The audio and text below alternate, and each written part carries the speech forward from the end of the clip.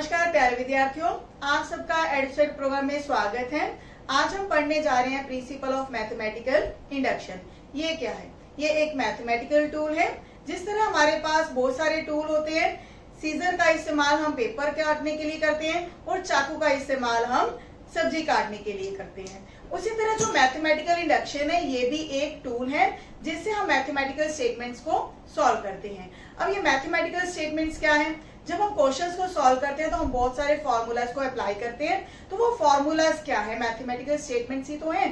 तो mathematical statements की एक एग्जांपल हम ले रहे हैं, जैसे कि 1 to 50 नेचुरल नंबर्स का अगर हमने एडिशन फाइंड आउट करना हो तो हम कैसे करेंगे। अब इतना टाइम तो हमारे पास नहीं है कि हम 1 से लेके 50 तक जो नेचुरल नंबर्स हैं उनको ऐड करने बैठे। तो इसके लिए हमारे पास एक फॉर्मूला होता है 1 to n नेचुरल नंबर्स का सम का formula, that is n into n plus 1 divide bye 2, जो कि हमने लास्ट ईयर 10th क्लास के अंदर एपी सीरीज के अंदर पढ़ा।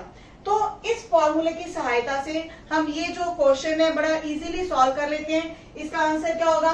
50 into 51 डिवाइडेड बाय 2।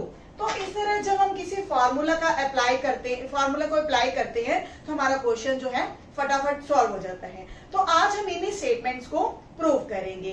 तो इसके लिए हमने कौन सा मेथड अप्लाई करना है? Principle of mathematical induction. अब इंडक्शन समझने की इंडक्शन क्या होता है। दो वर्ड्स हैं, इंडक्शन और डिडक्शन। पहले हम डिडक्शन को समझ लेते हैं कि डिडक्शन क्या है।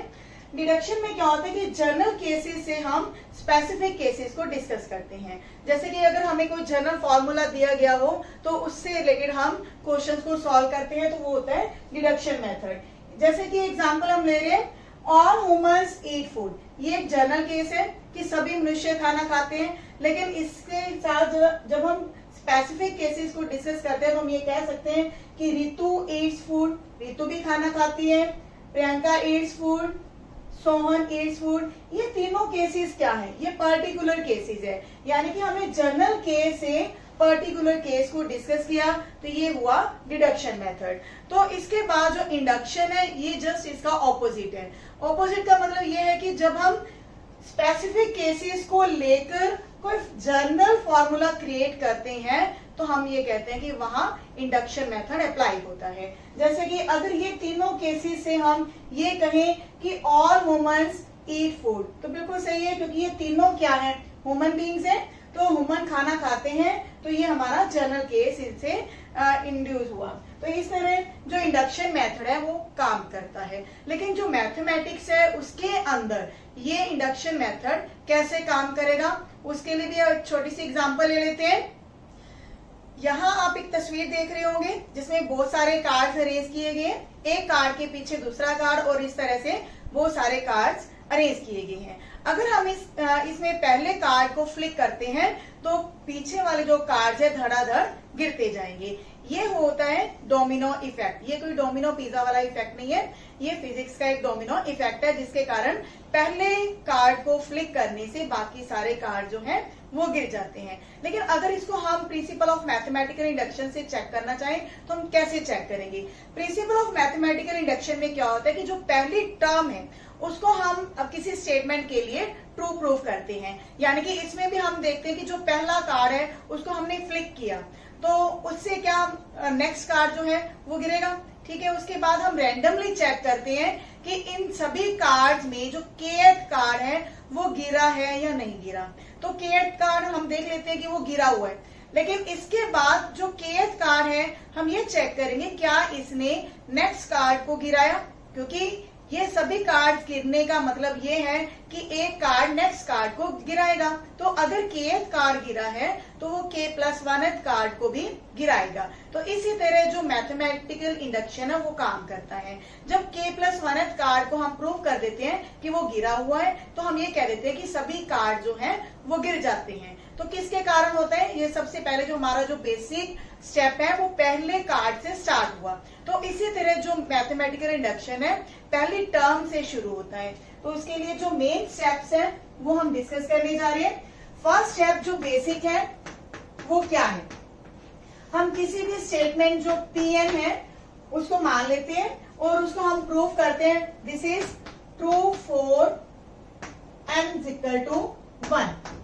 लेकिन n यहाँ पे क्या है, सभी नेचुरल नंबर्स के लिए हम डिस्कशन कर रहे हैं, तो यहाँ जो n है वो फर्स्ट, क्योंकि नेचुरल नंबर 1 से स्टार्ट होते हैं, इसलिए किसी स्टेटमेंट को हम n इज इक्वल टू 1 के लिए प्रूव करते हैं। लेकिन किसी किसी क्वेश्चन के अंदर ये n इज इक्वल टू 1 के लिए हम प्रूव नहीं कर पाते। जैसे कि अगर हमारे पास कोई स्टेटमेंट ऐसी है कि n इज ग्रेटर देन और इक्वल टू 4, ऐसे क्वेश्चन जहां पे हमारे पास जो n की वैल्यू है बाउंड कर दी जाती है, तो वहां हम जो अपना बेसिक स्टेप है वो कहां से शुरू करेंगे, n इज इक्वल टू 4 के लिए स्टार्ट करेंगे। लेकिन मोस्ट ऑफ द टाइम्स हम जो n की वैल्यू है वो 1 लेके किसी भी स्टेटमेंट को ट्रू प्रूव करते हैं। जब किसी बेसिक वैल्यू के लिए वो हमारी जो स्टेटमेंट है ट्रू प्रूव हो जाती है, तो हम आगे प्रोसीड करते हैं।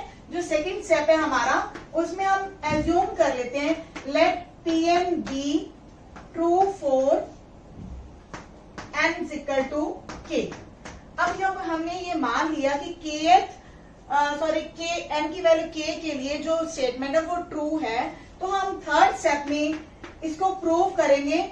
जो Pn है दैट इज ट्रू फॉर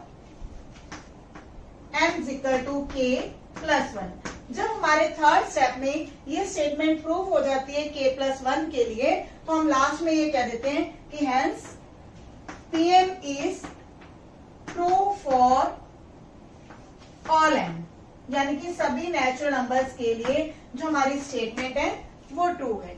इस तरह ये प्रिंसिपल ऑफ मैथमेटिकल इंडक्शन काम करता है। तो इससे रिलेटेड हम क्वेश्चंस आज करने जा रहे हैं। पहला क्वेश्चन जो है मैं अपनी तरफ से करवा रही हूं, सम ऑफ n नेचुरल नंबर्स। जो भी हमारे पास स्टेटमेंट दी होगी उसको हमने Pn से डिनोट करना है कि जो भी हमारी स्टेटमेंट है वो Pn स्टेटमेंट है 1 plus 2 plus 3 plus up till n। और हमें पता है कि इसका फॉर्मूला क्या होता है, n into n plus 1 divided by 2। तो हमारा जो इसको हमने प्रूव करना है for all n where n belongs to natural numbers. तो हमें सभी नेचुरल नंबर्स के लिए स्टेटमेंट को प्रूव करना है। तो हमारा जो बेसिक स्टेप है वो n की वैल्यू 1 के लिए हमने इसको प्रूव करना होगा।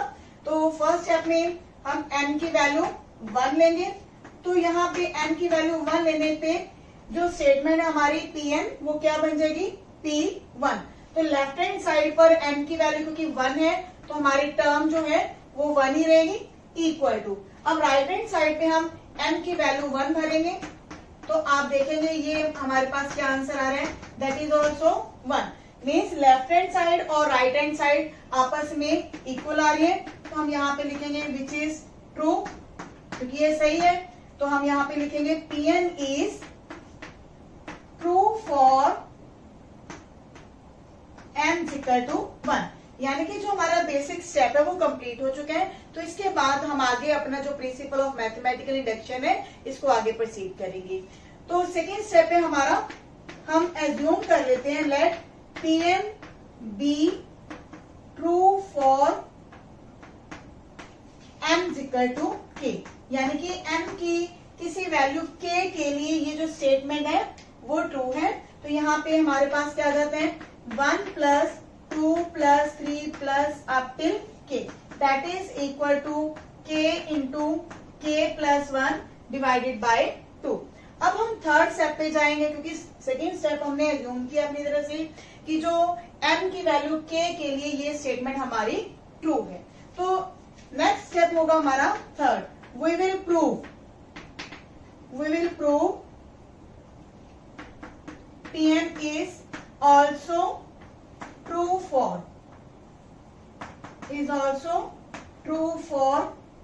n equal to k plus 1। तो इसमें हमने क्या करना है कि जो हमारी स्टेटमेंट है उसमें हम लेफ्ट हैंड साइड और राइट हैंड साइड दोनों को सॉल्व करेंगे और देखेंगे कि ये दोनों इक्वल हैं या नहीं है। लेकिन इस स्टेप के लिए हमें सेकेंड स्टेप का भी यूज करना होगा। तो हमारा जो थर्ड स्टेप है उसमें हमारे पास क्या आएगा, लेफ्ट हैंड साइड पर 1 plus 2 plus 3 plus up till k and and के प्लस 1। देखिए जब हम n की वैल्यू k प्लस 1 डालेंगे तो हमारे पास लास्ट टर्म क्या होगी k प्लस 1, और उसके पीछे वाला जो नेचुरल नंबर होगा वो क्या होगा k। Now this is equal to, क्योंकि इन k टर्म्स का एडिशन हमने सेकंड स्टेप में प्रूव किया है, that is equal to k plus 1 divide by 2, और जो हमारी लास्ट टर्म है वो क्या है k प्लस 1। तो यहां आप देखेंगे दोनों टर्म्स में कुछ कॉमन है, दैट इज k प्लस 1। तो इस टर्म से भी हम k प्लस 1 बाहर ले रहे हैं और इस टर्म में से भी हम k प्लस 1 बाहर ले रहे हैं। तो हमारे पास इस ब्रैकेट के अंदर क्या रहेगा k डिवाइडेड बाय 2 प्लस 1।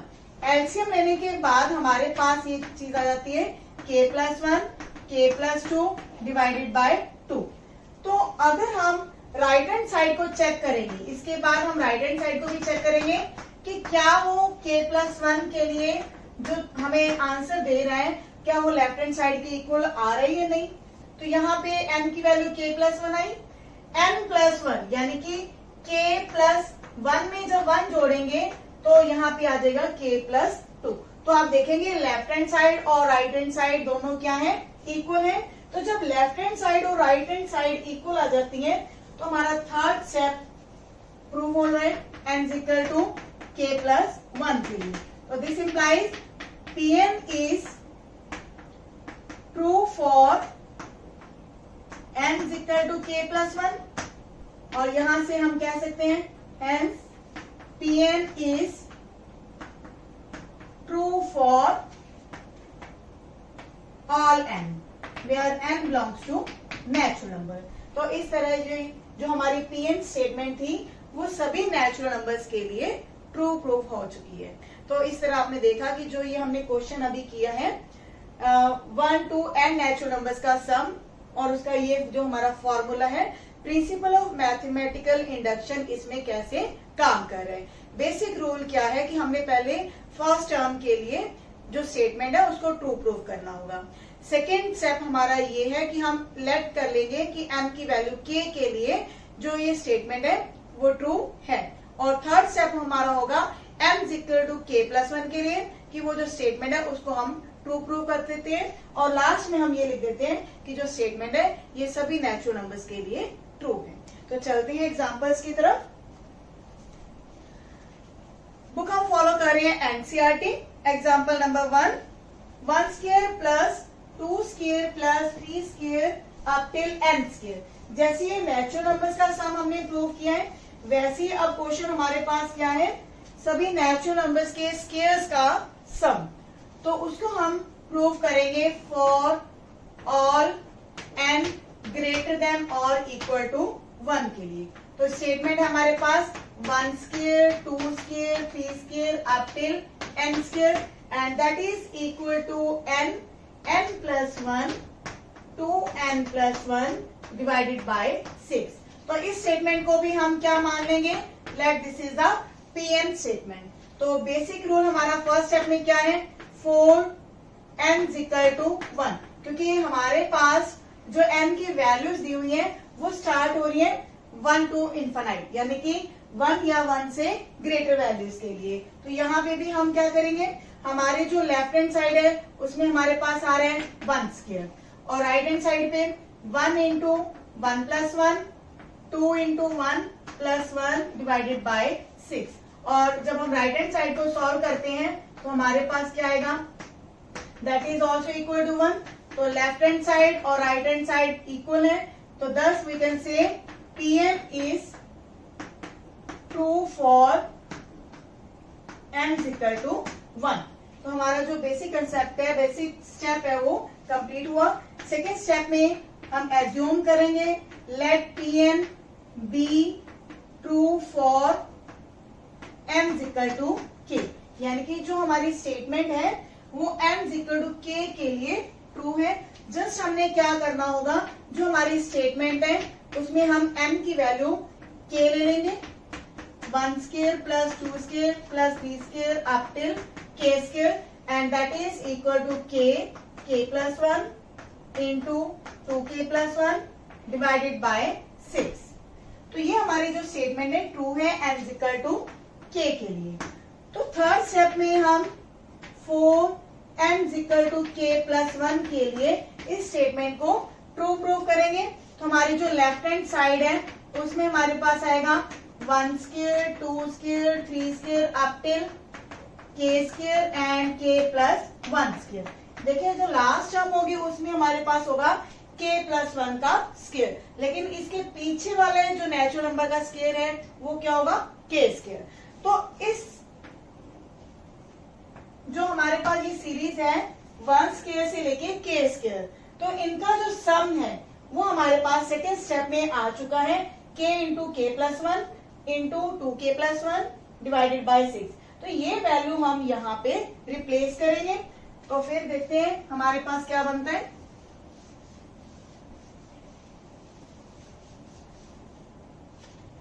तो यहाँ पे हमारे पास आएगा k plus 1 into 2k plus 1 divided by 6 plus k plus 1 का स्क्वायर।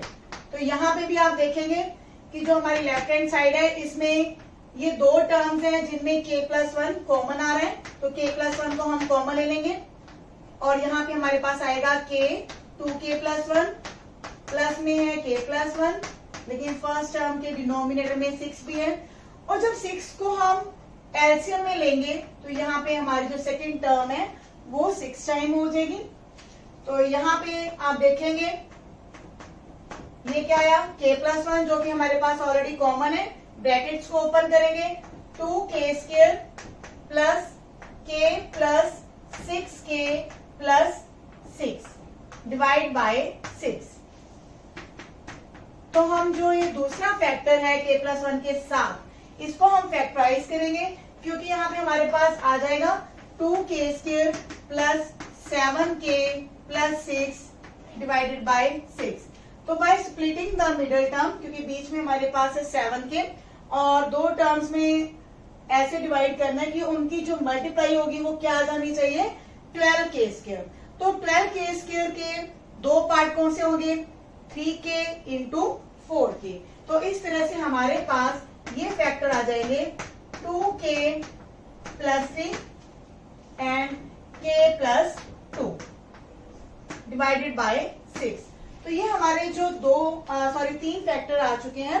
अब हम राइट हैंड साइड पर चेक करेंगे कि जब हम इनमें k की वैल्यू k प्लस 1 लेते हैं तो ये आप चेक करेंगे यहाँ पे k प्लस 1 आ जाएगा और यहाँ पे सिमिलरली k प्लस 2 बन जाएगा और जब यहाँ पे k की वैल्यू k प्लस 1 लेंगे तो वो वैल्यू हमारे पास आएगी 2k प्लस 3 डिवाइडेड बाय 6। तो इस तरह हम ये कहेंगे कि जो लेफ्ट हैंड साइड है और राइट हैंड साइड है वो आपस में इक्वल है। राइट हैंड साइड पे भी हमारे पास सेम फैक्टर्स आएंगे k plus 1 k plus 2 2k plus 3 divided by 6।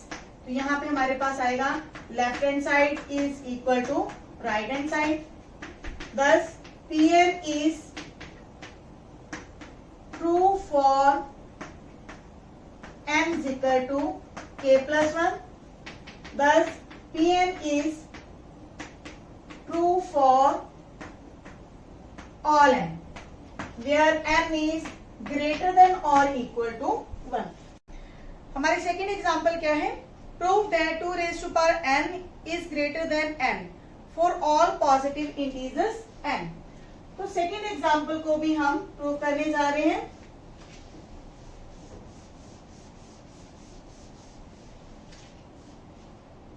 हमारे पास क्या है स्टेटमेंट सेकेंड एग्जाम्पल के अंदर 2 raised to power n is greater than n।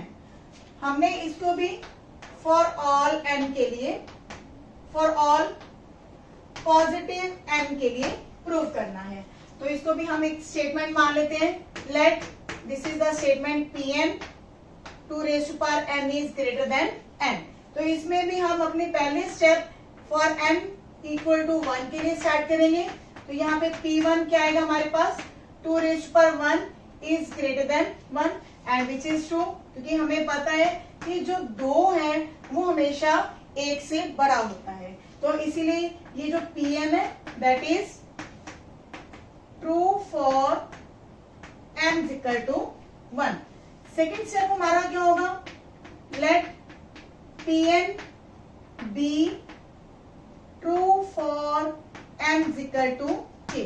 हमने एज्यूम कर लिया कि जो हमारी स्टेटमेंट है ये ट्रू है n इक्वल टू k के लिए। तो यहां से हमारे पास p के स्टेटमेंट क्या आ जाएगी, 2 raise to power k is greater than k। तो हमारा जो थर्ड स्टेप है उसमें हम इस स्टेटमेंट को n equal to k plus 1 के लिए प्रूव करेंगे। तो जो हमारी स्टेटमेंट है p k प्लस 1 वो क्या आएगी, 2 raise to power k plus 1। हमें क्या चाहिए, 2 रेज़ टू पावर k। तो यहां से हम एक पावर इसकी जो है वो सेपरेट कर देंगे। क्लियर है। तो इसके बाद क्या आएगा, 2 raise to power k into 2, sorry मैं इसको रिपीट कर रही हूँ। अब 2 रेज़ टू पावर k क्या है, that is greater than k। तो ग्रेटर देन k इंटू 2, तो ये 2k बन गया। अब 2k को हम लिख रहे हैं k प्लस k। अब कोई नंबर k जो कि 1 से बड़ा है उसको हम ये लिख सकते हैं that is greater than k plus 1, क्योंकि हम n की वैल्यू 1 के लिए जो स्टेप है ऑलरेडी क्लियर कर चुके हैं। तो जो n की वैल्यू k के लिए हमने सेकेंड स्टेप माना था वो k क्या है, 1 से ग्रेटर है। तो ऑब्वियसली यहाँ पे हम जो k प्लस k लिख रहे हैं उसको हम लिख सकते हैं it is greater than k plus 1। तो यहाँ से हमारे पास ये वैल्यू आ चुकी है 2 raise to power k plus 1 is greater than k plus 1। तो ये हमारा जो थर्ड स्टेप था वो प्रूव हो चुका है। तो इसके बाद हम इजीली कह सकते हैं कि जो Pn स्टेटमेंट है that is true for all positive n। तो इसके बाद एक एग्जांपल हम और कर लेते हैं ताकि ये जो आपको मैथमेटिकल इंडक्शन है और अच्छे तरीके से समझ आ सके। Third example is for all n greater than और इक्वल टू 1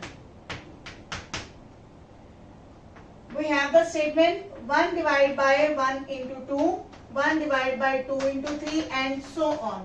लास्ट टर्म है इसमें n into n plus 1 और इक्वल टू है ये formula n divide by n plus 1। तो इसको भी हम एक Pn स्टेटमेंट मान लेंगे। तो फर्स्ट स्टेप हमारा फिर से वही है, n इक्वल टू 1 हम लेंगे। तो P1 हमारे पास क्या आएगा, first term 1 divide by 1 into 2, ये प्रोडक्ट का साइन है, ठीक है, मल्टीप्लाई का, is equal to right hand side पे हमारे पास क्या है 1 डिवाइड बाय 1 प्लस 1।